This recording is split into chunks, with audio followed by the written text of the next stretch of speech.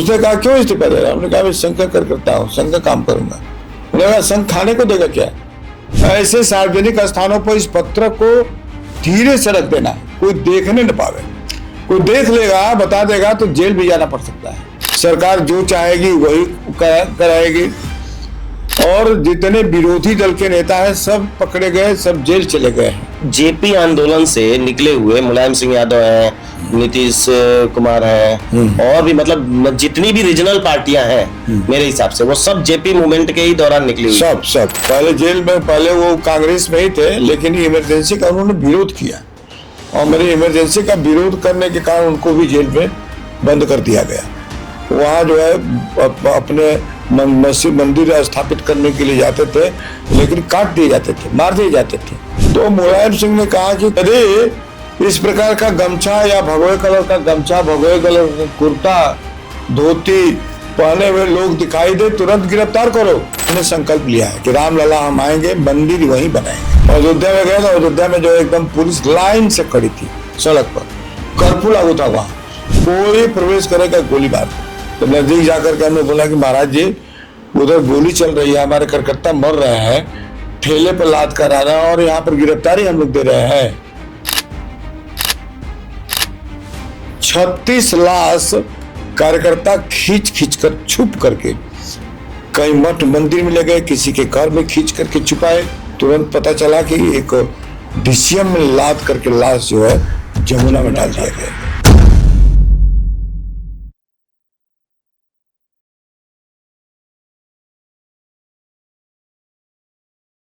नमस्कार। आज का यह पॉडकास्ट सिर्फ एक बातचीत नहीं है, बल्कि एक ऐसा जीवन की कहानी है जिसने संघर्ष को जिया है, राष्ट्रभक्ति को अपना धर्म माना है और संस्कारों को अपनी पहचान बनाया है। मेरे लिए यह पद बेहद भावुक है, क्योंकि अपने पहले पॉडकास्ट की शुरुआत भी मैं उस व्यक्ति के साथ करने जा रहा हूं जिनसे मैंने जीवन में साहस, अनुशासन और देश प्रेम को सीखा है। मेरे पिताजी आदरणीय श्री मणिराम मिश्रा जी।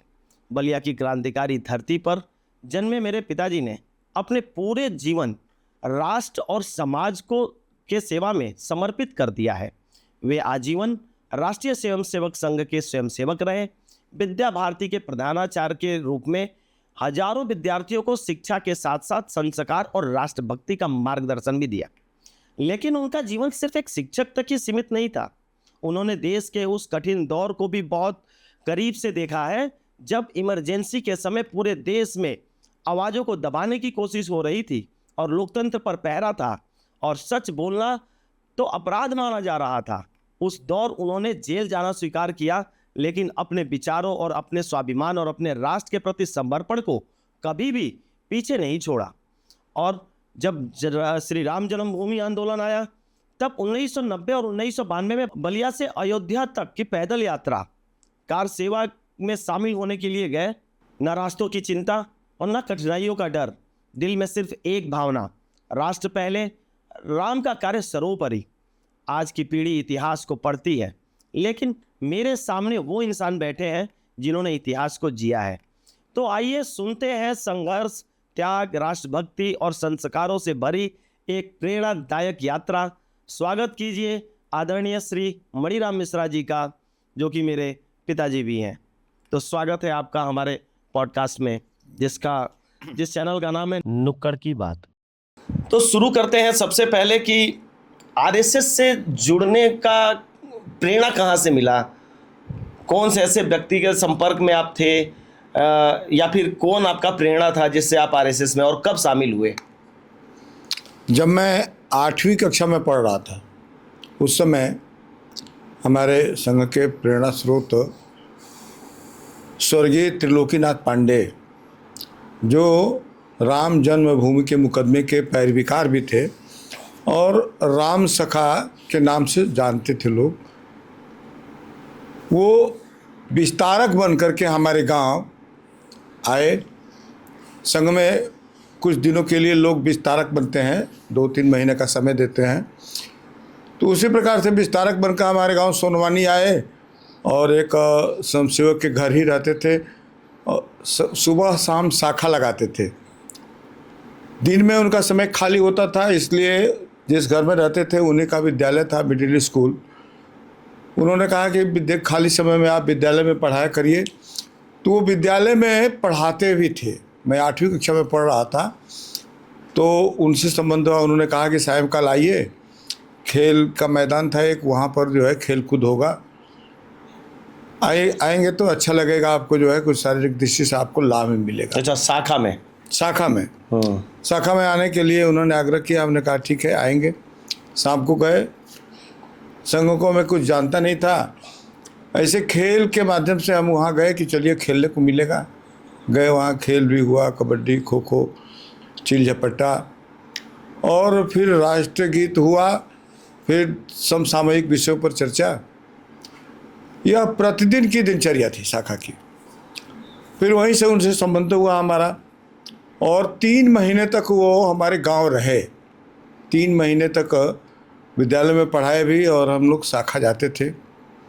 लेकिन संघ के प्रति मेरा जो सम्मान का भाव जगा, वह एक घटना है जब मैं बीमार पड़ गया।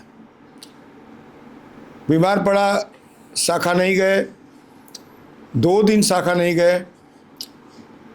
दूसरे दिन त्रिलोकी जी हमारे घर आए, आकर के पूछे क्यों शाखा नहीं जा रहे हो। पता चला होगा उनको बीमार हैं, देखे भी तो कहे कि हम कहे कि बीमार हैं, बुखार लग रहा है इसलिए नहीं जा रहे हैं। तो उन्होंने कहा कि ठीक है, कुछ दवा ववा कराए किसी से।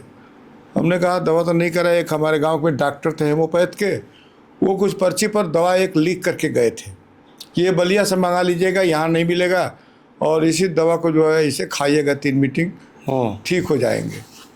फिर वो पर्ची हमने दिखाया, हमने कहा कोई बलिया जाएगा तो उसको मंगा लेंगे, अभी आया नहीं है, दवा खाएंगे ठीक हो जाएंगे। उन्होंने कहा दीजिए पर्ची, हम दवा लाएंगे। पर्ची ले लिए, चले गए। दूसरे दिन सायंकाल पहुँचे दवा लेकर के मेरे यहाँ फिर, और मुझे दवा दिए। तो हम कहे कहाँ से मंगाए, कोई गया था बलिया क्या? हमारे गांव से बलिया 22 किलोमीटर दूर है। 22 किलोमीटर। उस समय संसाधन भी नहीं था, लोग जाते नहीं थे, इक्के दुक्के लोग जाते थे कभी कभार। तो हमने पूछा कि इससे मंगाए क्या? उन्होंने कहा नहीं मंगाए नहीं, स्वयं गए थे और लाए। हमने कहा स्वयं गए थे? कब गए, कैसे गए थे? उन्होंने कहा हम साइकिल से चले गए। साइकिल से 22 किलोमीटर जा करके दवा खरीद करके, और फिर वो दवा ला करके मुझे दिए।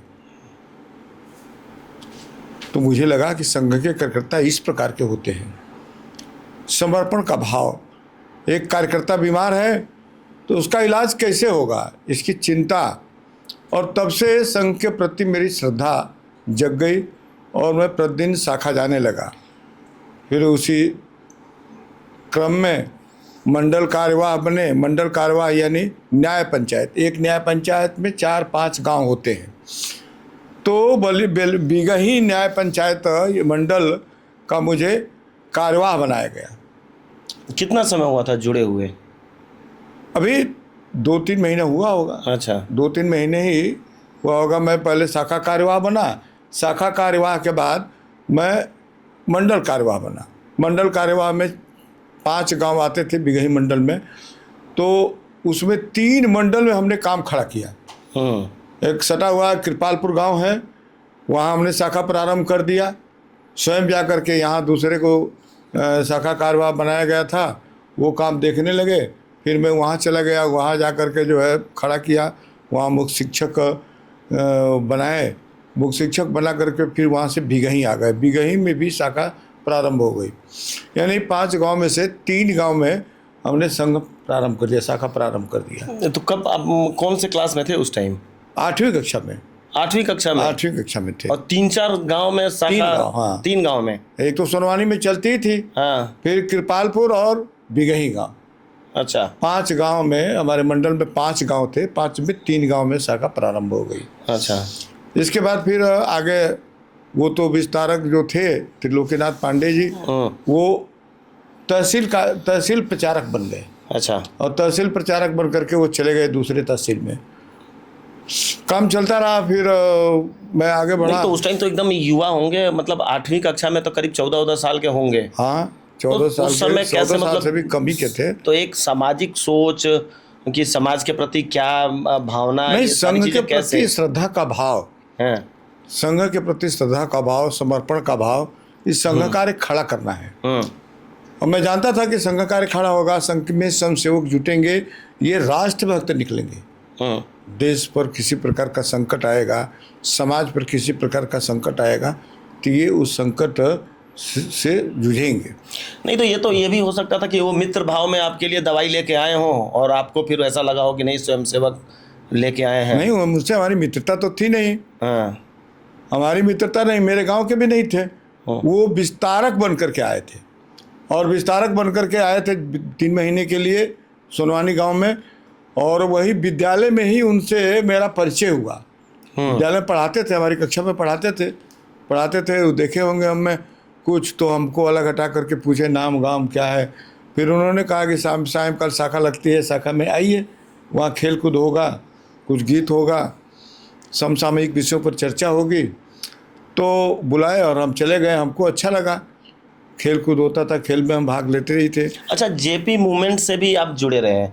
हाँ। तो जेपी मूवमेंट में जब इमरजेंसी लगा, उस समय मतलब आपको कैसे पता लगा कि इमरजेंसी लग गया है, अब सरकार के खिलाफ कोई नहीं बोल सकता है, अब जो भी प्रेस मीडिया है पहले सरकार को देगी कि हमें ये छापना है तब वो छपेगा।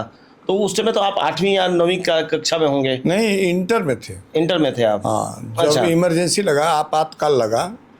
1976 में लगा। हाँ, 1996 श्रीमती नहीं, 75 में लगा। 75 में लगा। 1975 में लगा। अच्छा। श्रीमती इंदिरा गांधी जो है प्रधानमंत्री थी, रायबरेली से चुनाव लड़ी थी। उनके विरोध में राजनारायण जी चुनाव लड़े थे, और उन्होंने जो है पटिशन दाखिल किया था कि ये गलत तरीके से चुनाव जीती है, और सुप्रीम कोर्ट ने जो है वो फैसला दे दिया कि इन्होंने गलत तरीके से चुनाव जीता है। हाँ। और वो गलत तरीके से जीता है तो इनको जो है अब सांसद पद से हटाया जाए, प्रधानमंत्री से भी हट जाती। इस नाते वो रातों रात कोई मीटिंग करके और इमरजेंसी घोषित कर दिया, आपातकाल लागू कर दिया। अब नहीं तो आपातकाल आप यहाँ तक पहुँचा कैसे न्यूज ये? नहीं, मुझे जानकारी नहीं हुआ। आपातकाल में वो विरोधी दल के संगठन के लोग जो है पकड़े जाने लगे, लेकिन मुझे नहीं पता था। यही जो त्रिलोकीनाथ पांडे जो विस्तारक बनकर आए थे, वो उस समय जिला प्रचारक थे रायबरेली के, लेकिन इमरजेंसी काल में जो है वो अपने जिले में आ गए, और अपने जिले में आकर के पूर्णकालिक तरीके से वो काम देखने लगे इमरजेंसी में, आपातकाल का। तो वो मेरे गांव आए रात में मेरे गांव आए, मेरे घर आए। घर आकर के उन्होंने कहा कि कुछ लोग बच्चों को बुलाइए, बैठक होगी। अपने मोहल्ले में निकल करके 8-10 बच्चों को, 9 बजे के आसपास आए थे, 8-9 बच्चों को मैं उठा करके लाया, बुला करके अपने दरवाजे पर बैठक हुई। उन्होंने बताया कि अपने देश के ऊपर आपातकाल लगा है, इमरजेंसी लगा। हमने कहा इमरजेंसी क्या होता है? उन्होंने कहा कि इमरजेंसी लगा है, इसमें जो है सरकार के विरोध में कोई बोल नहीं सकता है। अच्छा। इसमें कोई सरकार के विरोध में बोल नहीं सकता है, अपनी बात कोई रख नहीं सकता है। सरकार जो चाहेगी वही कराएगी। और जितने विरोधी दल के नेता हैं सब पकड़े गए, सब जेल चले गए हैं, कोई विरोध भी नहीं कर सकता है। अच्छा। तो विधिवत इमरजेंसी के बारे में उन्होंने बताया। हम लोगों ने पूछा, अभी लड़के ही थे सब लोग, इंटर में हम पढ़ते थे, तो हमने पूछा कि तो क्या करना है इसमें, हम लोग को क्या करना है? उन्होंने कहा कि आप लोगों को जो है कुछ पत्रक दिए, कई सार्वजनिक स्थानों पर, जैसे डाकखाना है, हॉस्पिटल है, मंदिर है, विद्यालय है, ऐसे सार्वजनिक स्थानों पर इस पत्रक को धीरे से रख देना है, कोई देखने न पावे। कोई देख लेगा, बता देगा तो जेल भी जाना पड़ सकता है। अच्छा। इसलिए इसको गोपनीय ढंग से जो है इसको देना है। कुछ नारा लिखवाए, इस नारे को वॉल राइटिंग करना है, दीवार पे लिखना है। दीवार पर जो है गेरुआ लेकर के, गेरुआ होता था उस समय, गेरुआ रंग होता था। गेरुआ रंग होता था, उसको लेकर के हम लोग दीवार पर वो नारे लिखते थे। लेकिन उन्होंने बताया था कि किसी कोई देखने न पावे लिखते समय, ऐसे समय में लिखना है, पुलिस पकड़ लेता। हाँ, पुलिस पकड़ लेती, तो या कोई बता देता जा करके, तो ऐसे समय में लिखना है, कोई देखने न पावे। और मुझे याद आता है हमारे गांव के महंत ब्रह्मदेव दास थे, और वो गांव के प्रधान भी थे। अच्छा। हमारा जो मंदिर था गांव के, तो उस मंदिर पर जाकर के हम लोग गेरुए रंग से नारा लिखते थे, मठिया पे, रूसी मठिया गुलामी पे। छोड़कर बोलो वंदे मातरम, है ना, इंदिरा गांधी मुर्दाबाद, हाँ मठिया में। तो इस प्रकार से लिखते थे, और वो सुबह जब देखते थे तो उनको मालूम था इमरजेंसी क्या है, आपातकाल लगा हुआ है, उनको मालूम था, गांव में सबको नहीं मालूम था, लेकिन वो प्रधान थे इसलिए उनको मालूम था। वो सुबह उठ करके गाली देते थे और पूरे पानी से जो है उसको रगड़ रगड़ कर धोते थे, साफ करते थे, और साफ कर देते थे। फिर दूसरे तीसरे दिन हम लोग फिर मौका देख करके लिख देते थे। ऐसे करते हुए एक बार हमने लिख दिया, जो इसे मिटाएगा उसका हाथ पैर काट दिया जाएगा। इसके बाद जब इमरजेंसी में हम जेल गए, वापस आए तो देखे उसी तरह से लिखा हुआ था, उसे उन्होंने मिटाया नहीं। तो जेल कैसे गए थे आप? हाँ, जेल जाने की घटना थी। ऐसे हम लोग जो वर्क करने लगे तो भूमिगत होकर के ये काम करते थे। त्रिलोकीनाथ पांडे तो बिल्कुल भूमिगत थे, दिन भर अरहर के खेत में सोते थे, पूरे दिन सोते थे, रात भर साइकिल से चलते थे, रात भर साइकिल से चलते थे। कभी भोजन मिलता था, कभी नहीं मिलता था।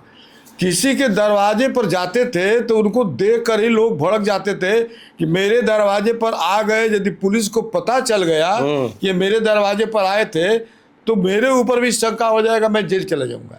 इसलिए अपने दरवाजे पर बैठने नहीं देते थे लोग, कहते नहीं खलिहान में जो है चले जाइए, बगीचे में चले जाइए, वहाँ पर आपका भोजन रहने की सब व्यवस्था कर देंगे, लेकिन हमारे दरवाजे पर नहीं। ऐसे कठिन समय और तपस्या के रूप में उन्होंने काम किया, हम देखते थे। अरहर में दिन भर सोना, रात में कभी कभार भोजन मिलना। फिर उन्होंने तय किया कि अब अपना संगठन जो है तय किया है कि जेल भरना है, जेल सत्याग्रह करके जेल भरना है। तो हमने कहा सत्याग्रह करके जेल भरना है, क्या करना पड़ेगा इसके लिए? उन्होंने कहा कि अपने विद्यालय में इंदिरा गांधी का पुतला फूंक दीजिए, और पुतला फूंक करके वहाँ नारा वारा लगे तो अपने आप जो है पुलिस विभाग को पता चल जाएगा, वो जेल चले जाएंगे। कुछ दोस्तों मित्रों को लेकर के जाना है साथ में। हमने कहा ठीक है, देखते हैं। तो कुछ हमारे मित्र थे विद्यालय में, सबसे बातचीत की, उन्होंने कहा कौन सी बड़ी बात है, पुतला फूंक दिया जाएगा। वो नहीं जानते थे कि जेल जाना पड़ेगा। कहे कि पुतला फूंक दिया जाएगा, क्या दिक्कत है उसमें। और विद्यालय के बगल में ही एक घर था, वो हमारे दोस्त भी थे, वहाँ के एक लड़का पढ़ता था, दोस्त था।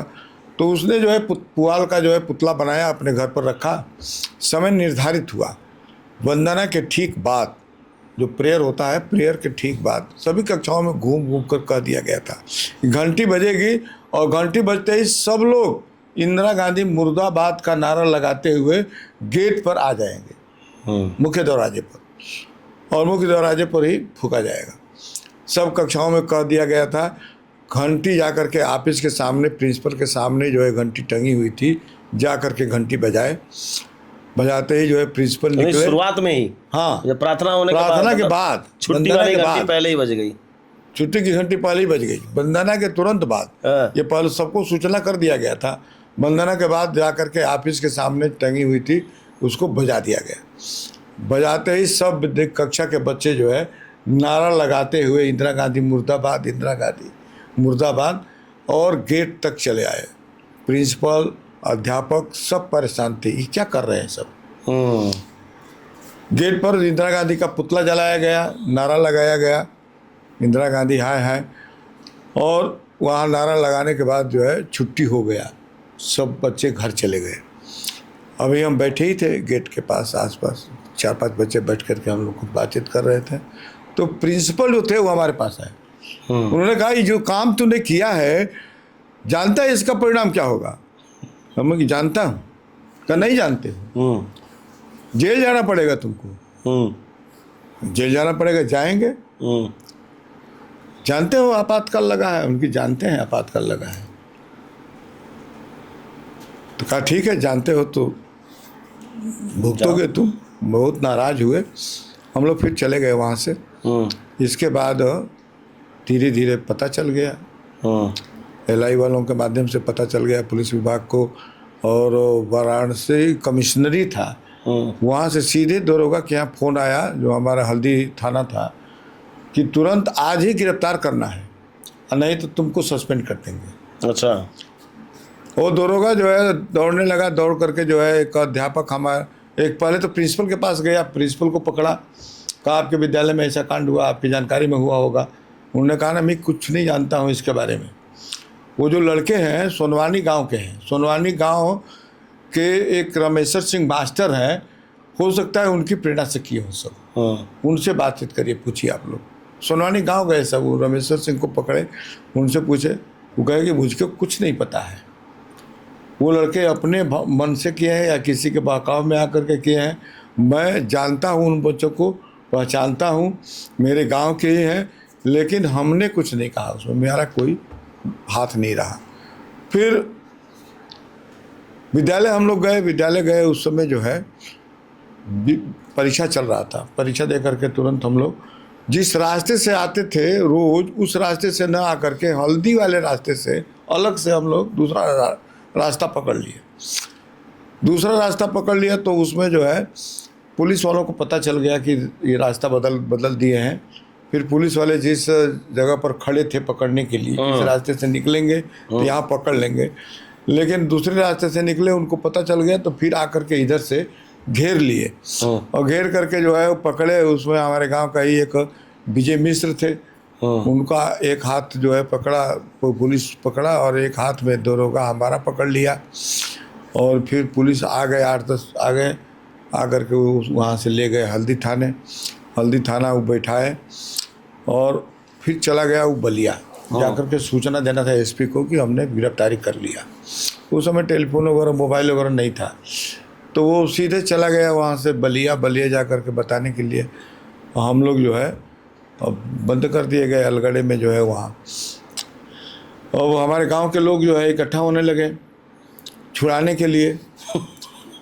हमारी माँ बहुत परेशान थी। हम साधारण परिवार के जरूर थे, लेकिन हमारे घर पर कभी पुलिस नहीं गई थी, हम लोग कभी थाने कचहरी कुछ नहीं देखे थे। तो लोगों को प्रतिष्ठा का बना कि भाई पुलिस क्यों पकड़ ली गई, गांव में चर्चा का विषय बना, पुलिस क्यों पकड़ ली। पुलिस तो अधिकांशतः चोर बदमाश ऐसे जो होते हैं ऐसे लोगों को पकड़ते हैं सब। उन लोगों को पता ही नहीं होगा ना कि हुआ क्या है। हाँ, उन लोगों को पता नहीं था कि क्या हुआ है, कि किस लिए गए हैं सब। हमारी माँ भी चक्कर में पड़ गई कि ये पुलिस वाले क्यों पकड़ लिए, वो भी पूरा नहीं समझ पा रही थी। तो हमारे गांव के जो प्रतिष्ठित लोग थे वो आए छुड़ाने के लिए, लेकिन दरोगा थे ही नहीं, तो इंतज़ार करने लगे।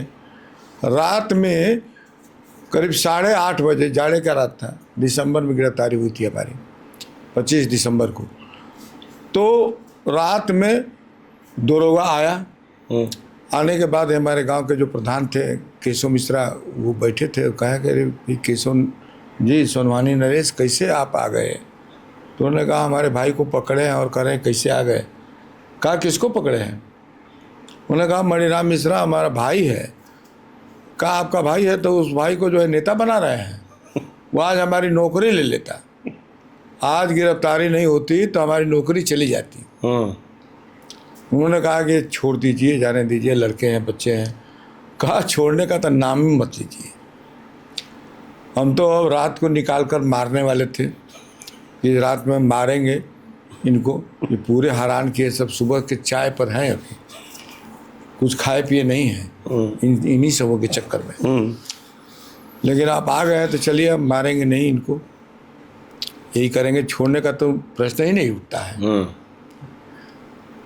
तो फिर बातचीत किए, चले गए, वो रात में ही चले गए। हमारी माँ सुबह आई, खाना वाना लेकर के बहुत रो दे, वो पूरा समझ नहीं रही थी। उसको समझाए कि नहीं ऐसा नहीं है, ये राजनीतिक रूप से हमको गिरफ्तार किया गया है, देश में इमरजेंसी लगा है, ये लगा है, पूरा बात समझ नहीं पा रही थी वो। तो इसके बाद रोती हुई चली गई। तो उसके बाद अगले दिन सुबह जेल में, हाँ सुबह जो है यहाँ से चलान। कैसी परिस्थितियाँ कैसी थी जेल की? जेल में मतलब खाने पीने को सब मिलता? नहीं, खाने पीने को तो जेल में देखिए खाने के लिए अलग से भोजन हम लोग का बनता था। अच्छा, कैदियों के साथ नहीं। और रहते थे कैदियों के साथ की? नहीं, अलग था व्यवस्था, अलग बैरक था हम लोगों का, राजनीतिक बैरक अलग था। 3 बैरक था उसमें, हाँ। तीनों बैरक में राजनीतिक कैदी। तो आपके साथ तो बहुत लोग वहाँ पे होंगे। हाँ, को बहुत जेल लोग में। थे, लेकिन सब अलग अलग गुट था। वहाँ जैसे जनसंघ, आरएसएस, विश्व हिंदू परिषद, ऐसे संगठन के लोग जो पकड़े गए थे, या शिशु मंदिर से संबंधित, इन लोगों का अलग से भोजन बनता था, एक साथ रहते थे। अच्छा। और इनका एक साथ भोजन राशन मिलता था, कितना यूनिट है ये बताया जाता था, तो उसके हिसाब से चावल, आटा, दाल, घी, साबुन, सब चीज मिलता था। तो ये सरकार प्रोवाइड करती थी कि कैसे? सरकार घर से आता था? नहीं, सरकार करती थी। अच्छा, सरकार भेजती जेल से थी ये मिलता सारी। था। उसमें हमारे यहाँ भोजन प्रमुख बनाए गए थे, और संगठन में तो ऐसे नहीं थे लोग, लेकिन हमारे संगठन में भोजन प्रमुख तय थे। और भोजन प्रमुख सुबह उठ करके रोज राशन लाते थे, जाकर उनके पास सब लिस्ट बना हुआ था। उस लिस्ट तो राशन क्या लेके बाहर से आते थे? नहीं, जेल से। अच्छा, जेल में ही मिलता था। अच्छा, जेल में ही एक जेलर देता था। हाँ, गोदाम था। अच्छा। वहीं से उनको मिलता था, और ले करके 4-5 लोग और साथ में जाते थे, ले करके अपने बैरक में आते थे। 4 कैदी मिले थे हम लोग खाना बनाने के लिए, और 100 के आसपास संख्या थी हम लोगों की। तो पर डे 10-10 लोगों की ड्यूटी लगाई गई थी भोजन व्यवस्था देखने के लिए। और 10 लोगों की ड्यूटी क्या थी, भोजन में जैसे चावल आया तो चावल में बीन करके साफ़ सुथरा कंकड़ उंकड़ सब निकाल करके उसको साफ़ सुथरा। सब्जी आया, सब्जी में जैसे साग उगाता था, घास फूस उसमें, तो उसको जो है ठीक से ज़रा व्यवस्थित कर देते थे। दाल को व्यवस्थित कर देना, खाना बन रहा है उसमें सहयोग करना, देखना है खाना ठीक बने, और बहुत अच्छा भोजन बनता था। हाँ, और लोगों के क्या स्थिति थी, प्रारंभ में तो चला उनका 10-10, 15-15, 20-20 लोगों का अलग अलग संगठन था, और वो अपना लेकर चलाए, लेकिन आपस में ही उनका झगड़ा होता था, लड़ाई होता था, फिर जो है अलग हो जाते थे, कई चूल्हे जलने लगे। नहीं, तो जेपी आंदोलन से निकले हुए मुलायम सिंह यादव हैं, नीतीश कुमार हैं, और भी मतलब जितनी भी रीजनल पार्टियां हैं, मेरे हिसाब से वो सब जेपी मूवमेंट के ही दौरान निकली हुई सब उस समय सिर्फ 2 ही पार्टी थी, एक जनसंघ और एक कांग्रेस, जो कि नेशनल पार्टी थी। नेशनल पार्टी भी जनसंघ कहने को थी, बट कांग्रेस के सामने वो पूरे देश में लड़ रही थी, इसलिए उसे नेशनल पार्टी मान रहे थे। उस समय जो है वो, क्योंकि उनके 2 सांसद ही या 3 सांसद, 4 सांसद ऐसे ही थे कुछ टोटल। तो संगठन कांग्रेस था उस समय। हाँ, संगठन कांग्रेस था। नहीं तो आपके साथ भी कोई ऐसे लोग थे जो कि अभी इस समय बहुत बड़े नेता हो गए थे उस टाइम अभी? हाँ, हमारे साथ जो है इमरजेंसी में राम गोविंद चौधरी, जो मंत्री भी रहे, सपा के हैं इस समय, मंत्री भी रहे। वो प्रतिदिन संघ की शाखा में जाते थे। अच्छा। इमरजेंसी में शाखा लगती थी इमरजेंसी में जेल में शाखा लगती थी। वहाँ जो है वो ध्वज का चित्र बनाए थे दीवार पर हम लोग। अच्छा। चाक से दीवार पर ध्वज का चित्र बना देते हैं, जो हम लोग का परम पवित्र भगवा ध्वज, हम लोग गुरु हैं, राष्ट्रीय स्वयंसेवक संघ का गुरु है, उनका चित्र बनाते थे। चित्र बना करके उन्हीं के सामने प्रतिदिन शाखा लगती थी, उनको प्रणाम करते थे।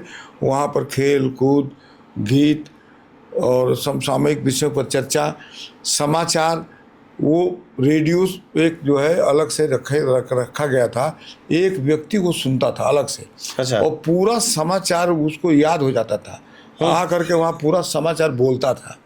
हाँ, रेडियो, छोटी सी रेडियो जो है जेल के अंदर गई थी, वो चुप्पे जो है अकेले सुनते थे, और सुनकर पूरा समाचार सबके सामने खड़े होकर के बोलते थे आज का क्या समाचार है। क्योंकि समाचार विद्यालय जेल में तो मिलता नहीं था, पता नहीं। तो ये सपा के होके फिर अच्छा, सपा तो बाद में बनी, लेकिन विचारधारा तो इनकी अभी आरएसएस वाली होगी कि नहीं होगी? वो संघ के ही समसेवक बन गए थे।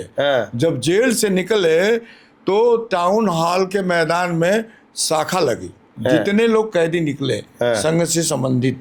कितने समय बाद आप निकले जेल से? हम तो 6 महीने में निकले। अच्छा, 6 महीने बाद निकले। तो वहाँ शाखा लगी, तो उसमें राम गोविंद चौधरी भी शाखा में गए। उन्होंने प्रार्थना किया टाउन हॉल पर, संघ की प्रार्थना की। प्रार्थना करने के बाद जब निकले बाहर, तो गौरी भैया मिले।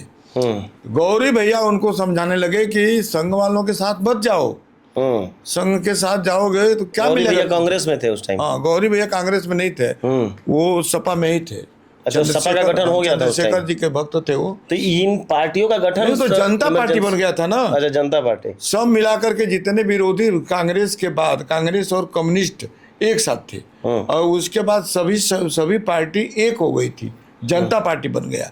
संघ जनसंघ का भी विलय हो गया था, जनसंघ का विलय जो है जनता पार्टी में हो गया था, तो एक ही पार्टी जनता पार्टी हो गई। अब जनता पार्टी के राष्ट्रीय अध्यक्ष चंद्रशेखर जी थे, और चंद्रशेखर जी के संपर्क में, चंद्रशेखर जी तो कांग्रेस में थे, कांग्रेस से ही निकले। जिस समय इमरजेंसी में जेल गए तो पहले ऐसे थे जो कांग्रेस के रहते हुए भी जेल चले गए। हाँ, पहले जेल में, पहले वो कांग्रेस में ही थे, लेकिन इमरजेंसी का उन्होंने विरोध किया, और मेरे इमरजेंसी का विरोध करने के कारण उनको भी जेल में बंद कर दिया गया। और जेल से निकले सभी पार्टी मिल करके जनता पार्टी बनी, जनता पार्टी के राष्ट्रीय अध्यक्ष हुए। राष्ट्रीय अध्यक्ष के संपर्क में गौरी भैया, राम गोविंद दोनों लोग थे। अच्छा। तो राम गोविंद से गौरी भैया ने कहा कि देखो चल करके टिकट मांगा जाए, और टिकट मिल जाएगा, हम लोग चुनाव लड़ेंगे। ये तुम संघ में जाकर क्या करोगे, संघ वाले थोड़े टिकट देंगे। उनको जो है मैंने समझा बुझा करके वो अपने साथ लेकर चले गए। अच्छा। तो राम गोविंद गए, लेकिन हम लोग के काफ़ी निकट थे, संपर्क में थे। मंत्री होने के बाद भी देखते थे, कभी तो चिल्ला करके बोलते थे और बुलाते थे अपने पास, बाबा ये भागत आ रहा, बहने आओ, ऐसे कहते थे और बुलाते थे। और ठीक तो थे। इसके बाद से फिर विद्या भारती में कैसे आपका जाना हुआ कि फिर प्रिंसिपल बने आप, आरएसएस के स्कूल में गए? इमरजेंसी से निकलने के बाद, इंटर में थे तो इमरजेंसी में थे, इमरजेंसी से निकलने के बाद हमने बीए किया, बलिया रह करके बीए किया। बीए करने के बाद जो है फिर हम घर रहने लगे, खेती करने लगे। फिर हमारे 2-3 किलोमीटर के दूरी पर जो है एक बाबूबेल गांव है, वहाँ के प्रबंधक जो थे, एक शिशु मंदिर के प्रबंधक थे, वही मिले और वो कहे कि क्या करते हैं, घर बैठे हैं, आइए विद्यालय में कुछ पढ़ाइए लिखाइए। तो उनके विद्यालय में हम जा कर के पढ़ाने लगे। अच्छा। उनके विद्यालय में पढ़ाने के बाद हमारी नियुक्ति जो है परिषदीय विद्यालय में हो गया। परिषदीय विद्यालय में हमारा चयन हो गया। परिषदीय विद्यालय में बलिया में रानीगंज है, रानीगंज के पास कोटवा है, कोटवा गांव, वहीं झंडा भारती का मठिया है। झंडा भारती के मठिया में प्राइमरी स्कूल है, वहीं हमारी नियुक्ति हुई थी। हम जा कर के वहाँ पढ़ाने लगे। 3 महीना पढ़ाए, वेतन भी पाए, 3 महीना पढ़ाए। लेकिन संघ के एक प्रचारक थे, ओम प्रकाश चौबे। ओम प्रकाश चौबे जिला प्रचारक थे, वो हमारे विद्यालय में पहुँच गए, और विद्यालय पर पहुँच करके वो बातचीत करने लगे। कहे कि शिशु मंदिर क्यों छोड़ दिए आप, जो यहाँ इसमें आ गए, पैसा ही सब कुछ नहीं है। हाँ, देश समाज भी अपना स्थान रखता है, आप संघ के कार्यकर्ता हैं। बहुत समझाए हमको। समझाने के बाद उन्होंने विषय रख दिया कि भाई पैसा के लिए आप संगठन छोड़कर जा रहे हैं। हम कहे कि नहीं, संगठन नहीं छोड़ेंगे, हम संगठन के साथ काम करेंगे। उन्होंने कहा नहीं, अब जब चले जाएंगे परिषदीय विद्यालय में तो क्या काम करेंगे आप। ऐसे ऐसे बात कहे कि मेरे मन में आ गया, और फिर जो है हम स्कूल से इस्तीफा दे दिए। उस समय अच्छा। मुस्लिम बेसिक था, बेसिक मुस्लिम था, उसके यहाँ जाकर के इस्तीफा दिए। उसने कहा क्यों इस्तीफा दे रहा? हमने कहा मैं संघ का कार्यकर्ता हूँ, संघ का काम करूँगा। उन्होंने कहा संघ खाने को देगा क्या, संघ का काम करोगे? वो हमारा सरकारी विद्यालय है, पेंशन होगा बढ़िया, तुम्हारा ये होगा, लाइफ होगा, कहाँ जा रहे हो संघ में? लेकिन उसकी बात न मानते हुए भी हमने छोड़ दिया, और छोड़ करके शिशु मंदिर योजना। उन्होंने कहा कि चलिए कितना वेतन मिलता है? हमने कहा 420 रुपया मिलता है। उस समय प्राइमरी स्कूल में 420 रुपया वेतन था। मेरा वेतन 420 रुपया परिषदीय विद्यालय में। हमने कहा 420 रुपया मेरा वेतन है। उन्होंने कहा ठीक है, चलिए आपका 420 रुपया हम शिशु मंदिर में दिलाएंगे। नागा जी में वही लाए, नागा जी में हम गए और वहाँ ज्वाइन किए। तो हम सबका वेतन उस समय 380, किसी का 400 था, हमारा 420 रुपया अलग से कराए कि नहीं, 420 रुपया ही पाते थे, 420 रुपया इनको दीजिए। 420 रुपया हमको मिला। लेकिन मुझे कोई अफसोस नहीं कि मैं परिषदीय विद्यालय क्यों छोड़ा, कोई अफसोस नहीं है। नहीं तो परिवार का तो बहुत दबाव पड़ा होगा इन सब चीज़ों को लेके? नहीं, हमारे सामंजस्य बनता था? नहीं, माँ हमारी जो थी वो इस स्वभाव की थी। एक तो कुछ पारिवारिक संस्कार भी था हमारा, सोशल काम करने का। प्रारंभ से ही जो है मैं सोशल काम, सामाजिक काम करता था, कहीं किसी के दुख सुख में भाग लेता था। और मैं संघ का तो प्रचारक निकल रहा था। संघ का मैं प्रचारक होने जा रहा था। हमारी माँ जिद करके मेरी शादी करा दी। हमको शादी नहीं करना था, मैं संघ का प्रचारक बनना चाहता था। लेकिन हमारी माँ रोने धोने लगी, बहुत जिद की। इसके बाद हमारी शादी हो गई। शादी हो गई तो उसमें समय नियम था कि शादीशुदा व्यक्ति संघ का प्रचारक नहीं बन सकता। हाँ, संघ तो का आज काम भी ऐसा करेगा। नहीं है। हाँ, आज भी चल रहा है। तो पूर्णकालिक में निकला था एक बार। अच्छा। मैं पूर्णकालिक में था कि ठीक है, घर बार नहीं छोड़ना है, जाते आते रहना है और आप पूर्णकालिक रहेंगे, समाज का काम करेंगे। तो उस समय संस्कृति रक्षा योजना एक चला था। संस्कृति रक्षा योजना में वो था कि आप जो है दलित बस्ती में उपेक्षित जो है बहुत निम्न स्तर के गरीब हैं, उनके साथ काम करना है, उनका विकास करना है। इसलिए हमको संस्कृति रक्षा योजना का जिला प्रमुख बनाया गया था, बलिया जिले का, और हमारा केंद्र रसड़ा था। उस समय त्रिलोकीनाथ पांडे भी उस संस्कृति रक्षा योजना में विभाग प्रमुख थे। वही ले भी गए हमको, पूर्णकालिक बनाकर वही ले भी गए थे। तो मैं संस्कृति रक्षा योजना में भी काम किया हूँ। नहीं तो ये अच्छा, तो मतलब ये सारा स्कूल में रहते हुए, जैसे कि आप बता नहीं, रहे थे स्कूल कि छोड़ दिया था। अच्छा, स्कूल छोड़ दिए थे। हाँ, स्कूल हमने छोड़ दिया था। उसमें स्कूल में रहकर नहीं करना था। हाँ, स्कूल छोड़ करके करना था। तो फिर रोजमर्रा की जो उसमें जिंदगी। कुछ मानधन मिलता अच्छा, था। मिलता था। कुछ मानधन मिलता था उसमें एक बार 5 करोड़ रुपया जमा पूरे देश भर में किया गया था कि इसके इंटरेस्ट से पूरे देश भर में हम संस्कृति रक्षा योजना का कार्यक्रम चलाएंगे। कुछ मिनिमम मानधन पर जो है कुछ पूर्णकालिक कार्यकर्ता रखेंगे और उससे काम चलाएंगे। लेकिन वो योजना ध्वस्त हो गई, बंद हो गई। कार सेवा का भी आपका जीवन से जुड़ा रहा कि आप कार सेवा के लिए भी बलिया से पैदल अयोध्या चले गए थे 1990 1992 दोनों साल में। तो कैसे वहाँ कौन था जो कि आपको लेके गया? उस समय मैं विश्व हिंदू परिषद का जिला मंत्री था। अच्छा। विश्व हिंदू परिषद का जिला मंत्री होने के नाते ये राम जन्मभूमि पर जो ताला लगा था, हमारे भगवान राम शिकंजे में बंद थे। अयोध्या में एक बार बैठक हम लोगों की संस्कृति रक्षा योजना में मैं था, तभी अयोध्या में बैठक हुई थी। और अयोध्या में बैठक हुई, उस बैठक में एक बार छूट मिला एक सत्र में कि जा कर के जो है अयोध्या थोड़ा घूम आए हम लोग। अयोध्या घूमने गए, राम जन्मभूमि पर गए, देखे लोहे का जो है लगा हुआ था शिकंजा, उसके भीतर एक फोटो रखा गया था भगवान राम का। वहीं से लोग दर्शन टेंट में रखे गए थे। टेंट नहीं, टेंट तो बाद में हुआ। अच्छा। वो जो बाबरी मस्जिद तथा कथित है, कहते हैं लोग, वो राम मंदिर था लेकिन बाबरी मस्जिद कहते थे, उसमें अभी था वो, उसमें जो है फोटो रखा गया था भगवान राम का। और उसमें लोहे अच्छा, मस्जिद में फोटो रखा गया? हाँ, मस्जिद में फोटो रखा, और लोहे का ऐसे शिकंजा जो है लगा हुआ था, फाटक, जेल जैसा। हाँ, जेल जैसा। उसमें भगवान राम का फोटो था। तो हम लोग देखे तो बहुत कष्ट हुआ। भगवान राम की जन्मभूमि, भगवान यही जन्म लिए हैं, हाँ, और भी यहाँ पर जेल में क्यों रखा गया उनको? कोई दर्शन नहीं कर सकता, बाहर से दूर से ही दर्शन करके जाए। जाकर के हम लोग विषय रखे वहाँ, बैठक जब हुई फिर तो वहाँ रखे कि भगवान हमारे जेल में है, इसके बारे में भी चिंता होनी चाहिए। और वहीं वो बजरंग दल का स्थापना हुआ। बजरंग दल पहले नहीं था, वहाँ विनय कटियार को बजरंग दल का वो प्रदेश संयोजक बनाया गया। और वो विनय कटियार जो है, ये सब राम जन्मभूमि के आंदोलन जो है उनका हाथ में दिया गया। और राम जन्मभूमि का आंदोलन प्रारंभ हुआ, उसके पहले तय हुआ कि आंदोलन तो कई बार हुआ, युद्ध भी कई बार हुआ है। वहाँ पर 77 बार युद्ध हुआ है और लोग मारे गए बीच में। वहाँ प्रशासन के साथ जो है, वहाँ लोग कब्जा करने के लिए हिंदू और धार्मिक संत महात्मा जाते थे। वहाँ जो है अपने मस्जिद मंदिर स्थापित करने के लिए जाते थे, लेकिन काट दिए जाते थे, मार दिए जाते थे।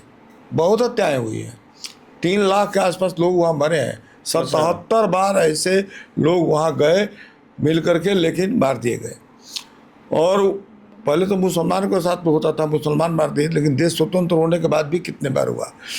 तो स्थानीय लोग करते थे, अयोध्या के आसपास के, फैजाबाद के आसपास के जो हिंदू लोग थे वो जा कर के करते थे और मार दिए जाते थे। तय हुआ कि देश, पूरे देश को जगाएंगे, और देश को जब जगाएंगे, देश जगेगा और वह आंदोलन करेगा तो उसको कोई दबा नहीं पाएगा। इसके लिए तमाम प्रकार के कार्यक्रम किए गए। एक कलश यात्रा निकला, एक संत यात्रा निकली, एक राम जानकी यात्रा, ज्योति यात्रा, फिर जो है शिला यात्रा, कई प्रकार की यात्राएं निकाली गई। और यात्रा निकाल करके जो है जगह जगह स्थान स्थान पर एक दिन में 4-4 5-5 सभाएं होती थी। और उस सभा में हम राम जन्मभूमि के बारे में चर्चा करते थे। हमारे भगवान राम जो है टेंट में, जेल में है, शिकंजा लगा हुआ है, कोई दर्शन नहीं कर सकता है, वही उनका जन्म है। देश आज़ाद हो गया, इसके बाद भी कुछ नहीं हो रहा है, तमाम प्रकार की बातें करते थे। तो वो ढांचा कब टूटा था जब देश जागा तो एक कार्यक्रम तय किया गया, हाँ। कार सेवा का कार्यक्रम तय हुआ। पूरे देश से लोगों को कहा गया कि हम 30 अक्टूबर को एक साथ सब लोग अयोध्या पहुंचेंगे और वहाँ कार सेवा करेंगे। अपने संगठन की तरफ से घोषणा 1990 या 92 में? 90 में 1990 में ये घोषणा की गई, सभी कार सेवक चलेंगे। हाँ। मुलायम सिंह उस सपा के सरकार थी, मुलायम सिंह मुख्यमंत्री थे, तो मुलायम सिंह ने कहा कि कोई नहीं जाएगा। हाँ। और गिरफ्तारियां शुरू कर दी।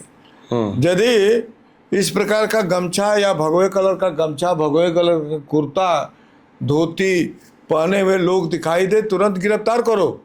ये संघ वाले होंगे या विद्या भारती वाले होंगे या विश्व हिंदू परिषद के होंगे, इनको गिरफ्तार करो कि अयोध्या जाने न पावे।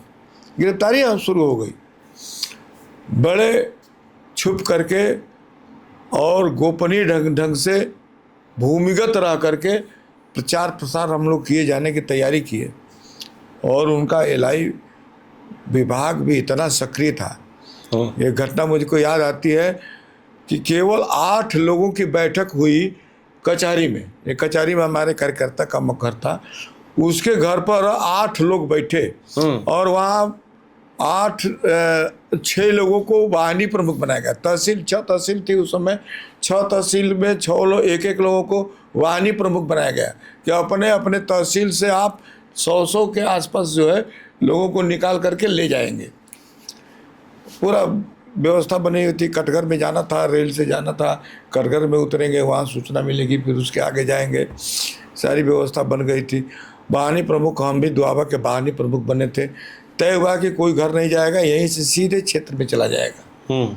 हम सीधे वहाँ से उतरे और बाल गोदाम बस पकड़े, बस पकड़ कर चले गए बैरिया। बैरिया गए तो बैरिया जा कर के हमको जाना था एक कार्यकर्ता के घर। भोजन तो किए नहीं थे, अभी सुबह का मामला था। हम सोचे कि चलकर उसके घर कुछ खाना वाना खा लें और खाने के बाद उसके साथ निकलेंगे फिर क्षेत्र में। एलआई वाले हमारे बगल में खड़ा हो गया। हम भी पहचानते थे, बलिया का था, हम भी पहचानते थे, वो भी पहचानता था हमको। कहा बहुत जल्दी आप ज्वाइन कर लिए। हमने कहा कि क्या ज्वाइन कर लिए? अरे आप वाहिनी प्रमुख नियुक्त हुए हैं और तुरंत तो आज ही ज्वाइन कर लिए, आज ही नियुक्त हुए, आज ही ज्वाइन कर लिए। हम हक्का बक्का रह गए, कैसा व्यक्ति है भाई? केवल 8 लोग थे। 8 लोगों में 8 लोग बात जानते हैं। उस टाइम इतना संचार मोबाइल भी नहीं होता, कुछ नहीं, मोबाइल कुछ नहीं था। ये कैसे इसको पता चल गया? हम मुझसे पहले पहुंच गया बैरिया। तो हम कहे नहीं ऐसा कुछ नहीं है, हमारी एक रिश्तेदारी है, हम रिश्तेदारी में आए हैं, कुछ काम है और काम करके फिर चले जाएंगे। काम सब जानते हैं, ठीक है जाइए आप। तो हम गए, लेकिन वो पुलिस को सूचना कर दिया। अच्छा। वो जानता था कहाँ जाएंगे। तो हम अभी उनके दरवाजे पर बैठे खाना खा रहे थे, तब तक पुलिस उधर से आ रही थी। एक लड़का अगर कहा पुलिस आ रही है, और पुलिस का नाम सुनते ही हम लोग भगे। 2 लोग थे, भगे वहाँ से। भगने के बाद चले गए चिरैया मोड़। चिरैया मोड़ पर बस जो है पकड़ लिए।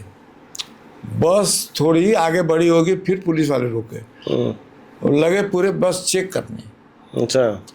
हम पीछे बैठे थे, हम कहे अब तो लगता है कि पकड़ लेंगे यहाँ। तो एक टीवी रखा गया था, पुरानी टीवी, उसको कपड़े में बांध करके कोई ले जा रहा था टीवी। तो उसको टीवी को उठाकर अपने हम पैर पर रख लिए और उसको खोल करके इधर उधर करने लगे। वो समझे कि ये टीवी वाला है। तो देखने के बाद वो देखा कि भाई तो टीवी वाले हैं, और उसको बार बार सूचना मिल रही थी कि इसी बस में है। वो कह रहा था कि नहीं बस में नहीं है, नहीं इसी बस में है। फिर दोबारा उतर करके फिर दोबारा आया, फिर चेक किया और फिर चला गया कि नहीं इस बस में नहीं है। फिर हम रामगढ़ के आसपास पहुँचे तो बस से उतर गए। अच्छा। बस छोड़ दिए, हमने कहा अब इस बस में खतरा है, और उतर करके हम पैदल नीचे उतर गए, ढाले के नीचे उतर करके वहीं से पैदल अब चलने लगे। और पैदल ही कार्यकर्ताओं क्या जाना है, उठना बैठना। तो आप वहाँ पे जब पहुँचे, क्या नाम है, राम जन्मभूमि पे, तो वहाँ पे नहीं तो मतलब एकदम- ट्रेन से गए थे, कैसे पैदल गए थे? नहीं, पैदल गए थे। वहाँ पर निर्धारित अपने वाहिनी प्रमुख हम थे, हाँ। कार्यकर्ता सब निर्धारित किए गए थे कौन कौन चलेगा, हाँ। सब तय हुआ था। तय तो वैसे 70 हुए थे, लेकिन 35 कार्यकर्ता निकले, उसमें से आए। अच्छा। सबको बलिया बुलाया गया था। बलिया हम पता लगा करके, हमारे विभाग प्रचारक, जिला प्रचारक भी अंडरग्राउंड थे, लेकिन हमको पता चल गया कहाँ है। उनके यहाँ गए, उन्होंने कहा कि आप यहीं पर जो है समर्पण कर दीजिए, जेल चले जाइए। कहाँ पे? बलिया में? बलिया में। हाँ। से वहाँ जहाँ जाना था वो पुलिस की छावनी बन गई है, आप जा नहीं पाएंगे। हमने कहा कि हमने संकल्प लिया है कि रामलला हम आएंगे, मंदिर वहीं बनाएंगे, और इस संकल्प को पूरा करना है। हम यहाँ गिरफ्तारी नहीं देंगे अपनी, हम जाएंगे अयोध्या। क्या अयोध्या जाओगे? हम यहाँ जाएँ, कितने लोग हैं? उनके 35 लोग हैं। कहा ठीक है जाओ। हमको 100 रुपया भी दिए, जाओ चाय पानी करते जाना, और हम लोग चल दिए। वो जाने का क्रम था। कितने दिन में पहुँचे थे आप? हम 23 को चले थे और 30 को पहुंचना था। अच्छा। 30 तारीख को प्रातः काल 8 बजे के आसपास अयोध्या में प्रवेश कर गए। अयोध्या के पहले ही एक कटकर था, बगीचा था, बहुत बड़ा बगीचा। उस बगीचे में रात में पैदल ही चलना था, तो जहाँ से चले थे हम लोग रात भर चले, दिन में नहीं चलते थे। रात में हम लोग रुकते थे, दिन में रुकते थे किसी के यहाँ, और रात में चलते थे। रात भर चले, तो उस बगीचे में हुआ था तय कि उस बगीचे में सब लोग चलेंगे, वही अशोक सिंघल आएंगे। अच्छा। और फिर वो मार्गदर्शन करेंगे, इसके बाद क्या करना है हमको पता चलेगा। उस बागीचे में हम लोग गए, करीब 2000 के आसपास कार्यकर्ता उसमें गए थे। उस बागीचे में थक गए, सब लोग जाकर के सो गए। सोते ही जो है 2 बजे के आसपास पहुंचे थे। सोते ही जो है 4 बजे करीब पुलिस वाले आ गए, और पुलिस वाले चारों तरफ से घेर लिए पूरे बगीचे को, और घेर करके टार्च जलाने लगे। टार्च जला करके जो है पुलिस वाले भीतर भी घुस गए, और हम कहे कि हमारे साथ एक जोगिंदर ओझा थे, उनसे कहे कि देखिए ओझा जी, पुलिस वाले आ गए, चारों तरफ से टार्च चलाए हैं। उन्होंने कहा कि देखिए, दौड़ करके सब जगह कहिए कि कोई एक जगह नहीं होगा, इकट्ठे जहाँ हम लोग होंगे तो वहाँ घेर करके जो है गिरफ्तार करके बस में भेजते जाएंगे सब, लेकिन दूरी में सब फैले रहेंगे, कोई एक जगह नहीं होगा। से दौड़ करके पूरा बगीचे में कहिए। हम पूरा बगीचे में दौड़ दौड़ कर कहने लगे, कोई अपने स्थान से हिलेगा नहीं, जो जहाँ है वही रहेगा, एक जगह कहीं नहीं होगा। पुलिस वाले कितना भी करेंगे, रात में हमको नहीं निकलना है, न जाना है ना। चारों तरफ घूम करके कहे। पुलिस वाला देखा कि तो नेता है।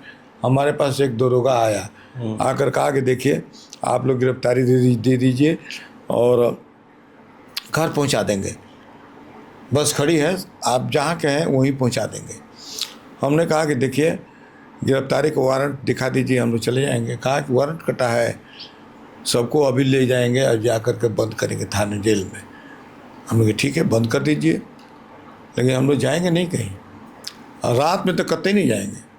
सुबह होने दीजिए, सुबह हो जाएगा, इसके बाद हम सबको आप पकड़ कर जेल ले जाइएगा, हम लोग बस में बैठ जाएंगे।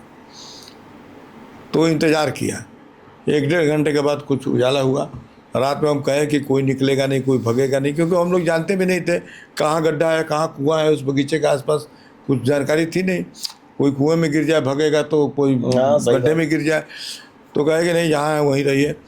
अब सुबह आकर कहा कि अब चलिए, अब तो सुबह हो गया। हम कहने कि वारंट दिखाइए। तो कहा वारंट कटा है, हम वारंट कैसे गिरफ्तारी करेंगे आप, वारंट है ही नहीं है तो गिरफ्तारी कैसे करेंगे। तो ये बातचीत होने लगी। इसके बाद नारा लगा, और पुलिस का तोड़ करके, चारों तरफ से घेरे थे, उस घेरा तोड़ करके और सब लोग भाग गए, भगदड़ मच गई। अच्छा। सब पुलिस वाले को हटा करके भाग गए हम लोग, और भागते भागते दौड़ते दौड़ते वहाँ से 4 किलोमीटर की दूरी पर जो है अयोध्या था। 4 किलोमीटर तक दौड़ते हुए गए हम लोग। अयोध्या में गए तो अयोध्या में जो है एकदम पुलिस लाइन से खड़ी थी सड़क पर, कर्फ्यू लागू था वहाँ, कोई प्रवेश करेगा गोली मार दो। अब गली से चले गए थे, लेकिन अब रास्ते में सड़क पर देख रहे हैं कि पुलिस कतार से खड़ी है दोनों तरफ। अब हम लोग नारा लगा रहे थे, मुलायम पुलिस हमारा भाई है, मुलायम सिंह कसाई है, ऐसे नारा लगा रहे थे। नारा लगाते लगाते जो है एक पुलिस वाला था दरोगा, वो ऐसे इशारा किया, मैंने जाओ जाओ तुम लोग, ऐसे इशारा किया। तो हमने कहा कि इशारा कर रहा है इसका मतलब कि छूट दे रहा है। तुरंत सड़क पर निकल गए। सड़क पर निकलेगा, मिनटों में पूरी सड़क भर गई। किसको गिरफ्तार करेंगे? पूरी सड़क यहाँ से वहाँ पूरा अयोध्या भर गया खचाखच। करीब 1 लाख लोग जो है मुलायम सिंह के इतने पाबंदी के बाद सारे बस गाड़ी सब बंद कर दिया गया था, कुछ नहीं चल रहा था, कोई संसाधन नहीं, सब पैदल चल करके आए थे, कर्नाटक से, गुजरात से, केरल मतलब से, पूरे देश से लोग आए पूरे थे। देश से। और केवल एक ही था, जय श्री राम, जय श्री राम बोलते थे, सब बोलते थे जय श्री राम। केरल वाला भी जय श्री राम, यहाँ हमारे यहाँ के जय श्री राम। भाषा केवल इसी से पहचान में आता था कि ये अभी कार्य सेवक है, एक दूसरे की भाषा नहीं जानते थे। तो वहाँ पहुँचे, पहुँचने के बाद जो है मंदिर पर अशोक सिंघल आए उधर से। अशोक सिंघल के आते ही जो है वो पुलिस वाले उनको पकड़ने का प्रयास किए, और पकड़ने का प्रयास किए, उसी में लाठी चार्ज हो गया। कार्यकर्ता नारा लगाने लगे, पुलिस उनको लेकर के, उसी में लाठी चार्ज हुआ और अशोक सिंघल के सर पर लाठी लगा, उनका सर फट गया। और सर फटने के बाद वो सफ़ेद कपड़ा पहने थे, पूरा शरीर लाल लाल हो गया। यह देख कर के और कार्यकर्ता जो है वो उमड़ पड़े। और इसमें जो है एक संत ही थे, बस में जो है बैठे थे, बस वो चलाना जानते थे, वो बस में जाकर ड्राइवर के सीट पर बैठ करके उसको चला दिया। हाँ, अरे उसका वीडियो भी बहुत वायरल हुआ था बीच में। वो जो है बैरिकेटिंग हुआ था, सब टूट फूट गया और वो राम जन्मभूमि पर पहुंच गए। और राम जन्मभूमि पर पहुंच करके वहाँ को जो मंदिर पर गुम्बद पर चढ़ने लगे, वहाँ गोली चार्ज हो गया अंत में। और उनको, अशोक सिंघल को तो पकड़कर पुलिस लेकर चली गई, पता नहीं कैसे। ये भी आश्चर्य हो रहा था कि अशोक सिंघल को पुलिस ले कैसे गई, जब तीर रखने का जगह नहीं था, गाड़ी कोई आ नहीं सकती थी। वो अचानक उनको लेकर के जो है पुलिस चली गई। फिर जो है तय हुआ, हम लोग के अधिकारी कहे कि सब लोग गिरफ्तारी देंगे और गिरफ्तारी देकर यहाँ से अपने अपने घर वापस चले जाएं। गिरफ्तारी दे रहे थे, हम लोग लाइन में लगे हुए थे, सब लोग एक एक आदमी का बुलाया जाता था, नाम वाम लिखवाया जाता था वहाँ थाने पर, कोतवाली था। और इसके बाद बस लगी थी, बस में भेज देता था, बस में चढ़ जाओ। ऐसे जो है लिखा जा रहा था, तब तक उधर गोली चल रही थी, ठाए ठाए गोली चल रही थी। गोली के बाद जो है एक कार्यकर्ता दौड़ कर आया, कहा कि अरे वहाँ से तो उधर से लाश आ रही है ठेले पर। ठेला पर जो है कार्यकर्ता जो है जो मरता था उसको पकड़ करके और खींच करके ले आकर ठेले वाले पर ले करके भगते थे। अच्छा, लाश आने लगी, मतलब गोली चार्ज हो गई थी। हाँ, गोली चार्ज हुई और उसमें लाश निकलने लगी और इधर गिरफ्तारी हो रही है। उसमें वामदेव जी महाराज थे, वामदेव जी महाराज हमारे नेतृत्व कर रहे थे। वामदेव जी महाराज थे और वहाँ पर सब लोग थे, वो सबको गिरफ्तारी दिलवा रहे थे। हम बार बार जो है पीछे थे, वहाँ हाथ उठा रहे थे और ऐसे ऐसे कर देते थे। कई बार उठाए तो एक बार वामदेव जी महाराज कहे क्या है कहो, तो हम थोड़ा और नज़दीक गए। तो नज़दीक जाकर के हमने बोला कि महाराज जी उधर गोली चल रही है, हमारे कार्यकर्ता मर रहे हैं, ठेले पर लाद कर आ रहा है और यहाँ पर गिरफ्तारी हम लोग दे रहे हैं, गिरफ्तारी देने के लिए आए हैं। उन्होंने कहा गोली चल रही है, गोली चल रही है, लाश वहाँ खड़ी है, देखिए चल करके, लाश आ गई वहाँ से। जब ऐसा कहा गया तो वामदेव जी महाराज वो देखे और लाश दिखाई दिया। उन्होंने कहा कहाँ है डीएम, डीएम को बुलाओ जल्दी, डीएम को बुलाओ। डीएम आ गए वहाँ, कहे क्या कर रहे हो तुम, यहाँ गिरफ्तारी दिलवा रहे हो, उधर गोली चलवा रहे हो। हाँ, सब लोग चलिए, यहाँ चलिए, सब लोग बलराम छावनी चलिए, हम लोग गिरफ्तारी नहीं देंगे। बस में लोग बैठ गए थे, हम लोग बस वाले को उतार दिए कि आप आए थे क्या करने, यहाँ शादी विवाह करने, तिलक चढ़ाने आए थे, बस में बैठे हैं, उतरिए, कोई नहीं जाएगा। सबको उतरवा करके और फिर बलराम छावनी आ गए। उधर कम से कम 10-12 लोग मर गए थे, 10-12 लोग मर गए। बलराम छावनी आए हम लोग, दिन भर के थके थे, जाकर के वहाँ सोए। खिचड़ी बना था, खिचड़ी मिला थोड़ा थोड़ा, खिचड़ी खाकर वहीं मंदिर पर सो गए। सोने के बाद जो है फिर रात्रि में बैठक हुई बलराम छावनी में ही, सभी कार्य सेवकों की बैठक हुई। फिर वहाँ तय हुआ कि 2 नवंबर को हम लोग पुनः 4 भागों से निकलेंगे, 4 रास्ते से, और केवल हम ताली बजाते हुए निकलेंगे, कीर्तन करते हुए, डंडा झंडा भी नहीं लेंगे, केवल ताली बजाएंगे और कीर्तन गाएंगे। पुलिस जहाँ रोकेगी रुक जाएंगे, फिर ढील करती है आगे बढ़ेंगे हम, लेकिन दर्शन सब लोग करेंगे, दर्शन करने के बाद चले जाएंगे। ये तय हुआ। 2 नवंबर के दिन सुबह सब लोग एकत्रित हुए, सबको सूचना दिया गया कि सब लोग नमक ले लें, सब लोग गमछा भिगो लें, कुछ लोगों को बोरा दिया गया, बोरा भिगो करके कि जो अश्रु गैस चलेगा तो उस गोले को जो है ढकना है, उस बोरे से गैस न निकले। इस प्रकार का प्रशिक्षण दे करके 4 तरफ से जो है छोड़ दिया गया, और प्रांत तय किए गए थे कि ये प्रांत इस रास्ते से जाएगा, ये प्रांत इस रास्ते से, 4 रास्ते बने थे। सब लोग चल दिए। उमा भारती भी हम लोगों के रास्ते में ही थी। उमा भारती धंधा बैठी थी, सोई थी, पुलिस फिर उनको लेडीज पुलिस उठा करके लेकर चली गई। इसके बाद थोड़े ही दूर पर हम लोग गए, तब तक जो है बैरिकेटिंग गिर गया। बैरिकेटिंग गिर गया, हम लोग इधर गए, कुछ बैरिकेटिंग के आगे चले गए थे, और बैरिकेटिंग के आगे चले गए, उनको भागने तक का मौका नहीं मिला और गोलियां चलने लगी। उसमें कितने लोग मरे कोई अंदाजा नहीं। 36 लाश कार्यकर्ता खींच कर छुप करके कहीं मठ मंदिर में ले गए, किसी के घर में खींच करके छुपाए। 36 लाश। जब गोली चलना बंद हुआ तो रात को घर से लाश निकाल कर और फिर वो मणिराम छावनी में, जहाँ पर वो उसके महंत है, क्या उनका नाम भूल रहा हूँ, तो वहाँ पर 36 लाश लाई गई थी। रात हो गया, खाना बना था, सब कई जगह खाना बन रहा था, लाखों लोगों का भोजन बनता था, एक जगह नहीं बनता था, 20 जगह बनता था खाना, और खाना बना करके लोग रखे थे, लेकिन किसी की हिम्मत नहीं कर रहा था कि खाना खाए। कोई खाना नहीं खाया, रात का खाना कोई नहीं खाया। सब भय का वातावरण बना था। एक तरफ पुलिस, एक तरफ कार सेवक, बट गया था, क्षेत्र बट गया था। उस क्षेत्र में कार सेवक नहीं जा सकते थे, इस क्षेत्र में पुलिस नहीं आ सकती थी, और सब लोग अपने अपने लोगों को खोजने लगे।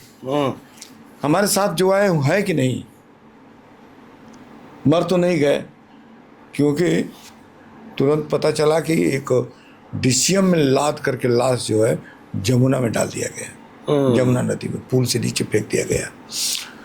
तो इस प्रकार डर का वातावरण बना। हमारे साथ एक हमारे गांव के सुरेंद्र मिश्र गए थे, वो भी गए थे हम लोग के साथ पैदल। तो सुरेंद्र मिश्र वापस नहीं लौटे, और एक ही साथ हम लोग थे, वापस नहीं लौटे, उनको बहुत ढूंढने लगे। फिर हमारे बानी के लोग भी अलग अलग मंदिरों में ठहरे हुए थे, हम सब जगह रात में घूम कर खोज रहे थे।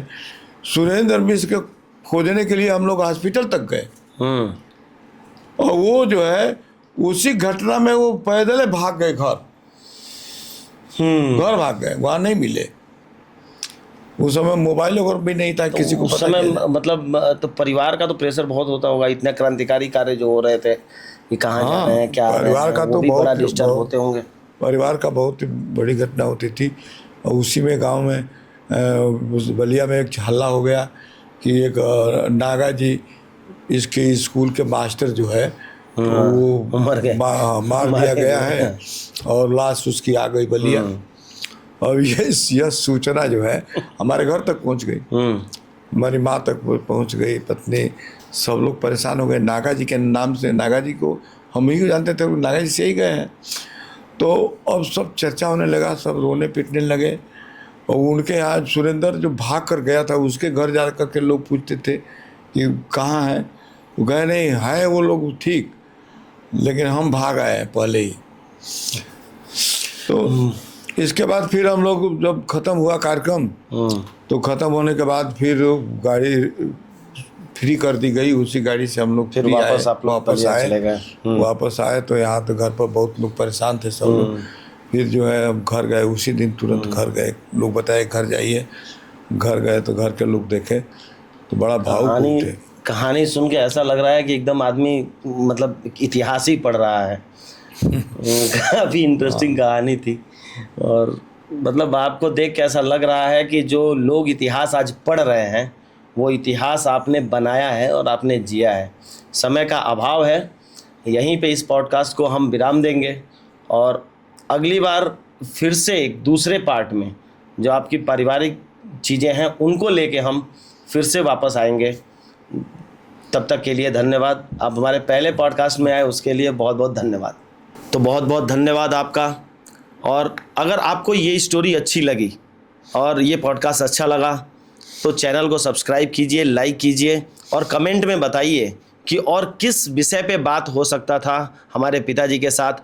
अगले भाग में जब हम आएंगे तो उस विषय को ज़रूर शामिल करेंगे। आपका बहुत बहुत धन्यवाद हमारे साथ जुड़ने के लिए। Thank you.